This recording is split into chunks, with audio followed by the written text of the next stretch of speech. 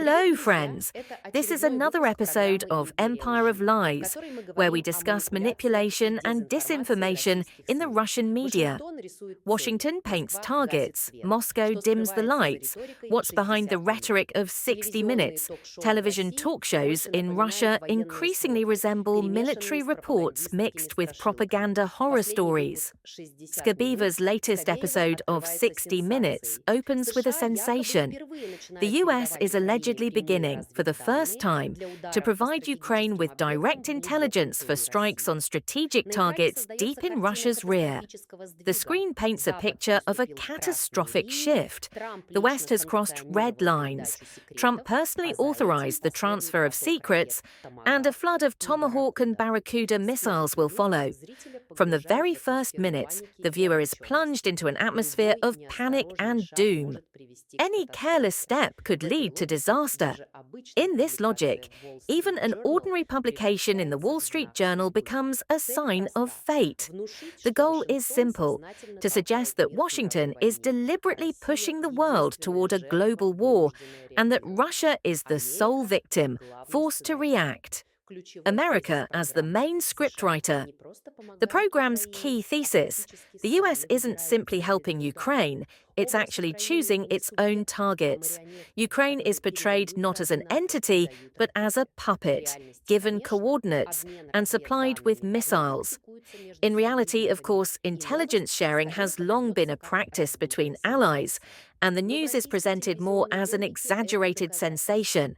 But in Russian television logic, this is proof that Kyiv doesn't decide anything on its own. Washington and NATO stand behind it. Trump, meanwhile, is presented in a dual role. On the one hand, he ceased being a peacemaker, while on the other, he's shown as a decisive and dangerous player, ready to escalate the conflict. Thus, a narrative is born. Russia is confronting not Ukraine, but America, armed with all the resources of the West. A picture of the strikes, from tomahawks to blackouts. The program then shifts from foreign policy to the domestic picture of the war. The viewer is shown strikes on the Ukrainian energy sector, blackouts in the Sumy, Chernihiv, and Zaporizhia regions, along with water and power outages. The reports are accompanied by emotional testimonies from residents. The sky is red, the city is plunged into darkness. It's important to note, for the Russian audience, such stories are presented as proof of effectiveness, that strikes on infrastructure are destroying Ukraine. For an outside observer, however, it's obvious. This is a justification for massive attacks on civilian energy, which fall under the category of war crimes. Shifting focus: war as a technological match. A large portion of the broadcast is devoted to technical details: how a Tomahawk missile finds its target, why the new Russian Iskander and Kinjal missiles bypass air defense systems. Such detailing turns war into an engineering school competition, where targeting accuracy or terrain correlation algorithms are discussed. The central fact is lost in the confusion. We're talking about strikes on cities, infrastructure, and people. This substitution is deliberate.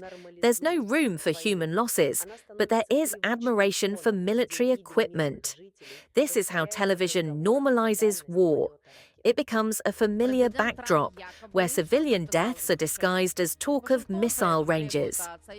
President Trump allegedly personally signed the authorization. Washington is demanding that Fanat's allies join the US decision. Simultaneously, the delivery of Tomahawk missiles with a range of 2,500 kilometers and Barracuda missiles, medium-range cruise missiles, is allegedly being prepared. The Barracuda is based on a loitering munition and can be launched from fighters, bombers, and naval platforms. Its range is 900 kilometers. The West is deliberately crossing red lines, and any careless step could lead to disaster. Look, the Wall Street Journal reported tonight that the United States is ready to provide Ukraine with detailed intelligence information that would allow Kyiv to launch strikes on Russian territory itself. European context.